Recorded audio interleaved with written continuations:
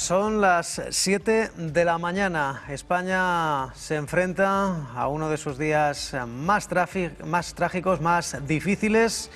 Este lunes 19 de enero, que muchas personas no van a olvidar, porque al menos 24 personas han fallecido, además de decenas de heridos, muchos de ellos de gravedad, tras el descarrilamiento de dos trenes de alta velocidad en el término municipal de Adamuz, en Córdoba. Un tren de la compañía italiana Irio descarrilaba y chocaba contra otro tren que circulaba en la vía contigua, un Alvia de Renfe, cuyo maquinista es uno de los fallecidos en este accidente. Pasadas las 2 de la madrugada, el presidente de la Junta de Andalucía, Juanma Moreno, informaba de que en total había 75 personas ingresadas, de las cuales 15 se encuentran en estado grave. El consejero andaluz de Sanidad advierte de que la cifra de fallecidos por el descarrilamiento puede seguir subiendo. No obstante, se trata de trasladar prudencia desde las autoridades, y el ministro del Transporte, Óscar Puente, que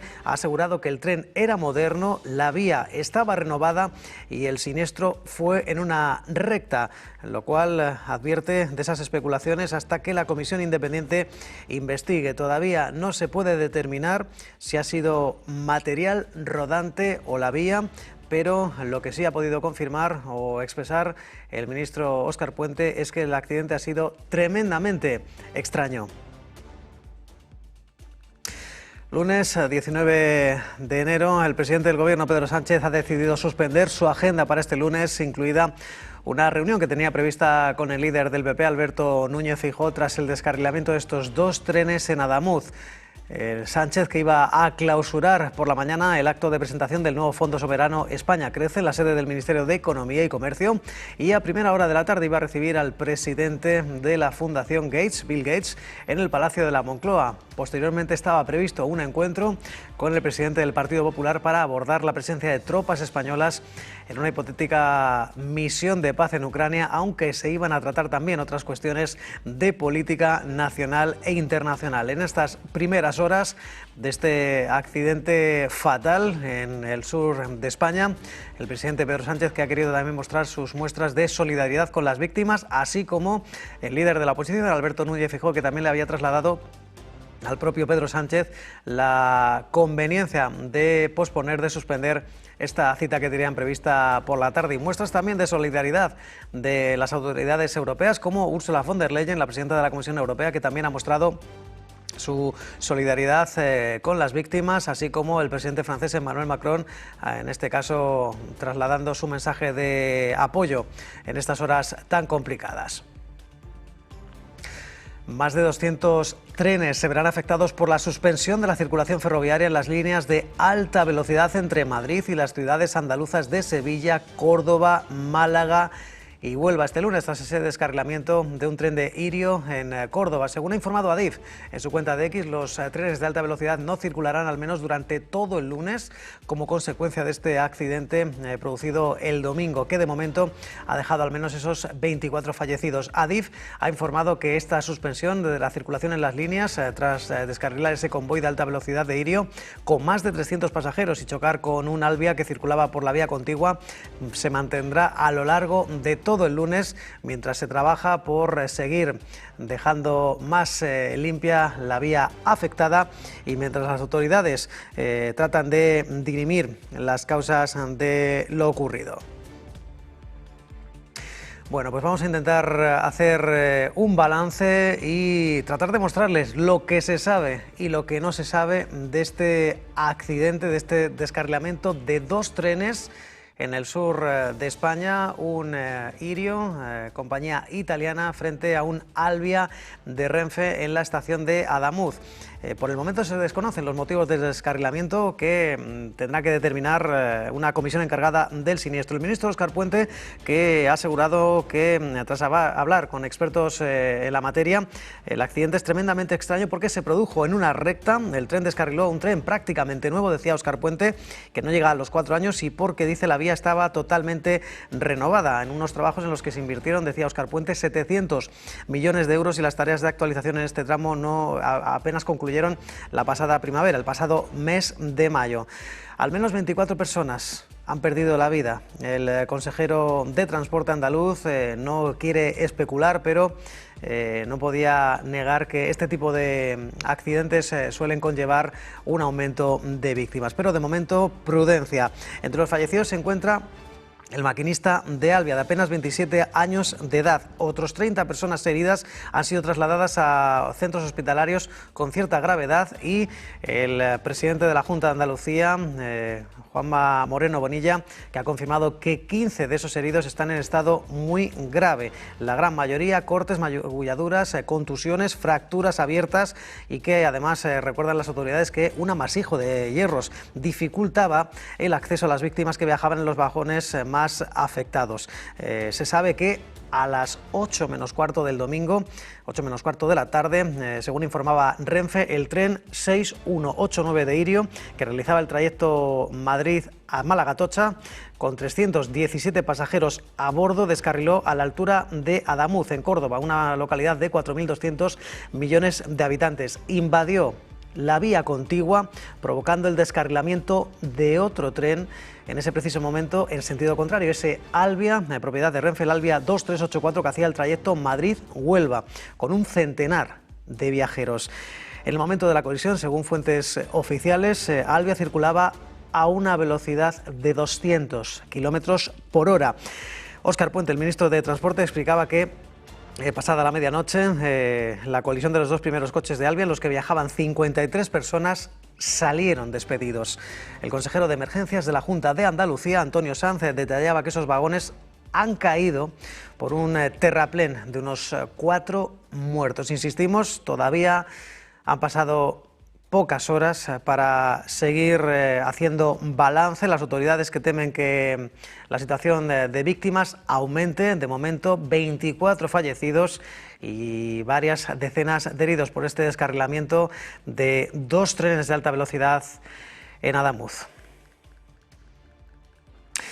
Y tenemos que seguir hablando de más noticias en el ámbito internacional. Los 8 países europeos amenazados por Donald Trump con más aranceles si le obstruyen al asunto de Groenlandia, han emitido una enérgica declaración conjunta de apoyo a Dinamarca. Han advertido que esas amenazas socavan las relaciones transatlánticas y corren el riesgo de una peligrosa espiral descendente. Los embajadores de la Unión Europea celebrarán además una reunión de emergencia. El ministro de Exteriores danés, Lars Løkke Rasmussen, que consideraba que algo paradójico y problemático el hecho de que Estados Unidos haya amenazado con aranceles a varios países europeos por enviar tropas a Ucrania, cuando antes había criticado la falta de seguridad en el Ártico. Rasmussen, que ha agradecido el apoyo inequívoco de toda Europa a Dinamarca por esas amenazas de Trump al territorio autónomo danés, que reclama el presidente republicano apelando a razones de seguridad nacional. Rasmussen ha recordado que su país forma parte de la Unión Europea y que es esta la que debe responder de forma coordinada. Y varias naciones europeas que están considerando imponer aranceles, atención, por valor de 93.000 millones de euros a productos estadounidenses en represalia a las amenazas de aranceles de Donald Trump y que tienen que ver con esos desacuerdos sobre Groenlandia. Según el diario Financial Times, las contramedidas de represalia también podrían incluir la restricción de la entrada de empresas estadounidenses a los mercados europeos. El objetivo es dar a los líderes europeos cierta influencia para esas negociaciones con Trump en el Foro Económico Mundial de Davos. Este informe sobre posibles contramedidas que publica el diario Financial Times sigue al hecho de que el presidente francés Emmanuel Macron supuestamente ha pedido a la Unión Europea que utilice este instrumento anticoerción del bloque que se adoptó en 2023, pero que nunca se utilizó hasta la fecha. Y se espera que el premier británico Keir Starmer hable este lunes por la mañana después de las amenazas de Donald Trump de aumentar aranceles a los aliados europeos por no alcanzar un acuerdo con Groenlandia. Starmer, que ya le había trasladado por teléfono a Donald Trump que imponer aranceles es incorrecto, es un error y probablemente se espera que reitere ese compromiso de Reino Unido con la soberanía de Groenlandia y se espera que destaque la importancia de mantener alianzas durante esa comparecencia prevista esta mañana en el número 10 de Downing Street. Una llamada entre Starmer y Trump que ocurría apenas un día después de que Donald Trump amenazase con imponer esos aranceles del 10% con entrada en vigor el próximo 1 de febrero a los productos de Alemania, Francia, Reino Unido, Suecia, Noruega, Países Bajos, Finlandia y Dinamarca como medida de presión para que apoyen sus planes de anexionar la isla ártica. Y la más contundente ha sido la primera ministra italiana, Giorgia Meloni, que ha considerado que Donald Trump se ha equivocado al anunciar nuevos aranceles contra los países europeos de maniobras en Groenlandia, una operación, por otro lado, que cuenta con el total rechazo de la jefa de gobierno italiana, que es más próxima en el ámbito ideológico a Donald Trump, pero que además ha ofrecido como mediadora para resolver esta nueva crisis. Volevo dirvi che la previsione di un aumento dei dazi nei confronti di quelle nazioni che hanno scelto di contribuire alla sicurezza della Groenlandia, secondo me è un errore e ovviamente non la condivido.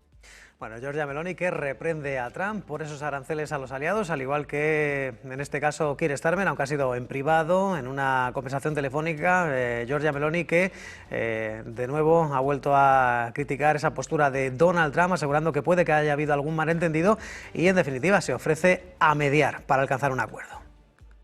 Sia un errore oggi imporre nuove sanzioni, credo che sia necessario invece riprendere su questo il dialogo, evitare una escalation da questo punto di vista, ed è quello su cui sto lavorando. Ho sentito sia Donald Trump qualche ora fa, al quale ho detto quello che penso, e ho sentito il segretario generale della NATO che mi conferma un lavoro che la NATO sta iniziando a fare da questo punto di vista. Chiaramente nel corso della giornata sentirò anche i leader europei, è convocata credo una riunione a livello per ora di Coreper dell'Unione Europea, ma io credo che in questa fase sia molto importante parlarsi e che sia molto importante evitare una escalation.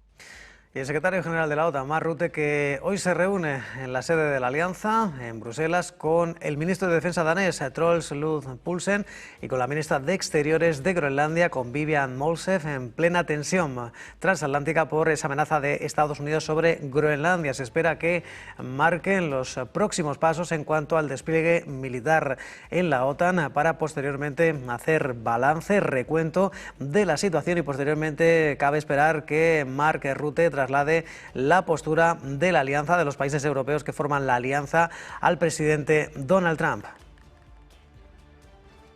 Y el precio del oro sube más de un 1%, ha superado los $4.600 por onza y alcanza nuevo máximo histórico. Los inversores que están acudiendo en masa a activos refugio tras el anuncio de nuevos aranceles de Donald Trump a países europeos, aranceles adicionales del 10% a los productos de hasta 8 países europeos a partir del 1 de febrero por su oposición al control estadounidense sobre Groenlandia, un arancel que podría subir al 25% para el 1 de junio si no se llega a un acuerdo sobre la compra total de Groenlandia. Un anuncio que genera preocupación en toda Europa y que se esperan nuevas reacciones de los líderes europeos con esa reunión de emergencia para debatir posibles medidas de represalia, incluidos gravámenes por valor de 93.000 millones de euros. El euro, que ya ha experimentado una sólida trayectoria ascendente este año, después de revalorizarse más de un 70% este pasado ejercicio 2025, ante las renovadas preocupaciones por la independencia de la Reserva Federal, las expectativas de nuevos recortes de tipos de interés en Estados Unidos, además de las tensiones geopolíticas en Venezuela e Irán. Y seguimos hablando de comercio de la Unión Europea, el Mercosur y la Unión Europea, que han firmado este fin de semana en Asunción, en Paraguay, y tras 26 años de negociaciones, un histórico acuerdo de libre comercio que dará lugar a una de las mayores zonas integradas del mundo, con 720 millones de personas. Este pacto va a permitir a los dos bloques, que juntos suman 31 países y representan cerca de un cuarto de la economía mundial, reducir o eliminar gradualmente los aranceles para alrededor del 90% de sus importaciones y exportaciones. La presidenta comunitaria, Ursula von der Leyen, que advertía que este tratado manda un mensaje fuerte frente a los aranceles y el aislamiento creciente en el mundo. We are creating a market of 700 million people, and a GDP of almost 20% of the global GDP is being traded here. This is phenomenal. And this agreement sends a very strong message to the world. It reflects a clear and deliberate choice. We choose fair trade over tariffs. We choose a productive, long-term partnership over isolation, and above all, we intend to deliver real and tangible benefits to our people. La jefa de la Comisión Europea, que destacaba que este tratado creará la mayor zona de comercio libre del mundo, con 720 millones de personas y un peso económico de 19 billones de euros. And this deal will remove tariffs and other barriers to trade. It will open up public procurement. It will provide a clear, rules-based framework to encourage investment and trade to flow. And this will greatly benefit companies on both sides. This includes, for example, that 60,000 European companies, half of them, 30,000, are small and medium companies that are already exporting to this fantastic region. So this will create, on both sides, jobs, opportunities and prosperity. This is outstanding. El líder supremo de Irán, el ayatolá Ali Jamenei, que ha acusado a Estados Unidos y además a Israel de orquestar disturbios en todo el país, y ha reconocido, eso sí, que el elevado número de muertos asciende a más de 3.000 personas. Recordemos, según algunos activistas de derechos humanos, la cifra todavía es mucho más elevada. Ali Jamenei, que ha afirmado que Trump es responsable de las muertes, los daños y las acusaciones que ha lanzado contra el pueblo iraní. Sin salir del país, el presidente Masoud Pezeshkian ha declarado que cualquier ataque contra el líder supremo conduciría a una guerra total. Si el pueblo iraní enfrenta dificultades en su vida, una de las principales razones es la prolongada enemistad y las inhumanas sanciones impuestas por el gobierno de Estados Unidos y sus aliados. Es lo que hablaba Masoud Pezeshkian a través de su cuenta oficial en X, recordando que cualquier agresión contra el ayatolá Ali Jamenei equivale a una guerra total contra su nación. Comentarios que siguen a los de Donald Trump, que dijo que Jamenei es un hombre enfermo y que es hora de buscar un nuevo liderazgo en Irán. Y Pietro Parolin, el secretario de Estado del Vaticano, ha confirmado que trabajaron para conseguir una solución que evitara cualquier derramamiento de sangre, también un acuerdo con Nicolás Maduro y otros representantes del régimen, pero que no fue posible. Explica que ahora la situación en el país es de gran incertidumbre y desean que evolucione hacia la estabilidad, la recuperación económica, porque sigue siendo muy precaria. El número 2 del Vaticano, que ha afirmado que ahora es necesaria una democratización del país. Y por cierto que el Consejo Nacional de Defensa de Cuba ha aprobado planes y medidas para dar paso al estado de guerra, un anuncio que se da en medio de esas tensiones con Estados Unidos tras los ataques de Washington a Venezuela y que culminaron con la captura de Nicolás Maduro. La prensa oficialista explica que estas medidas, aunque no han dado detalles, se basan en el concepto de la guerra de todo el pueblo, una estrategia impulsada en los años 80 por el entonces presidente Fidel Castro y que se basa en la movilización general de la población cubana para hacer frente a una posible agresión externa.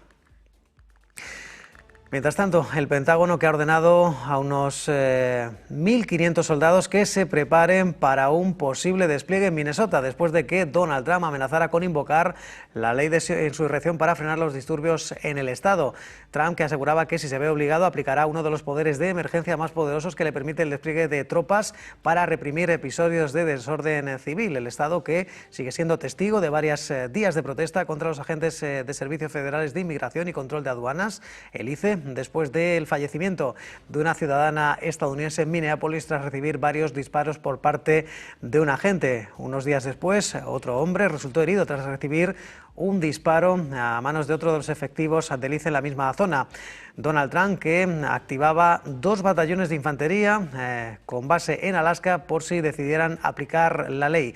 Varios funcionarios consideran que se trata de una planificación prudente y que no significa que vayan a enviarlos al estado. Mientras tanto, seguimos hablando de más noticias. Además, recordemos, el foco está puesto en Israel. El presidente estadounidense, que ha creado, como saben, una junta de paz para revisar el cumplimiento del plan para Gaza y supervisar el gobierno transitorio para la franja y potencialmente resolver otros conflictos globales a través de un enfoque nuevo y audaz. Este órgano internacional, impulsado por la Casa Blanca, con la aplicación del plan de 20 puntos para poner fin a la guerra entre Israel y Hamás, que cuenta con el visto bueno del Consejo de Seguridad de la ONU, aunque eso sí, algunas voces alertan de que pueda convertirse en un cuerpo paralelo a Naciones Unidas. Y más noticias, en este caso el grupo palestino Hamas, que en este caso ha concretado que están preparados para entregar esta semana la administración de Gaza al comité tecnócrata que estaría encabezado por el ingeniero gazatí Ali Shad y que se estableció e inició sus reuniones en El Cairo el pasado miércoles. Al parecer pidió hablar bajo anonimato una fuente conocedora de esta reunión y aseguró a Hamas que, al parecer, este grupo reafirmó durante sus reuniones el pleno compromiso de entregar la administración de la franja a este comité recién formado. También el movimiento ha acordado con los mediadores egipcios todos los detalles del proceso de entrega y que los líderes del movimiento fuera de la franja habían instruido a sus organizaciones y facciones afiliadas a que se preparen para renunciar a sus cargos y entregar todos los activos pertinentes. Y por cierto que el ex dirigente socialista, el exministro socialista Antonio José Seguro y el dirigente ultraderecha André Ventura se van a disputar la presidencia de Portugal en segunda vuelta. Tendrá lugar el próximo 8 de febrero, ya que el escrutinio ha dejado a Ventura con un 23,6% de los votos, mientras que el candidato socialista ha alcanzado más del 30% de los sufragios. Esa cita que tendrá lugar el próximo 8 de febrero, después de que el ex líder de los socialistas portugueses, Antonio José Seguro, que ganaba en primera vuelta, finalmente se verá con el rival de derecha, André Ventura, y para pedir ese voto de todos los demócratas frente, dice, al extremismo.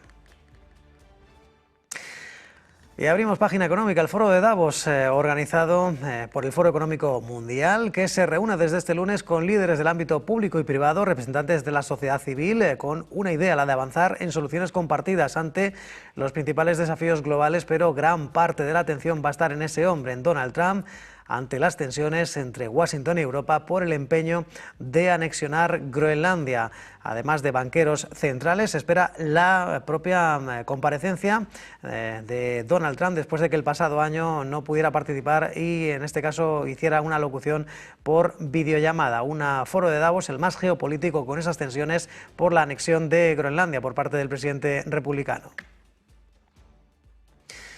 Y el FMI presenta una actualización de sus perspectivas macroeconómicas mundiales tras la estimación de crecimiento del 3,1% para 2026 que ya publicaron el pasado verano, y todo ello en un contexto marcado por la incertidumbre geopolítica creciente. Se espera que Kristalina Georgieva a lo largo de este lunes actualice esas perspectivas económicas marcadas por esa ralentización del crecimiento en Europa, en Estados Unidos, la fortaleza en China y en Japón, a pesar de algunos desafíos como la elevada deuda del país del sol naciente, el endeudamiento de los gobiernos locales en China, así como el débil crecimiento económico en Estados Unidos o el impacto que podría tener en la inflación estadounidense los aranceles de Donald Trump.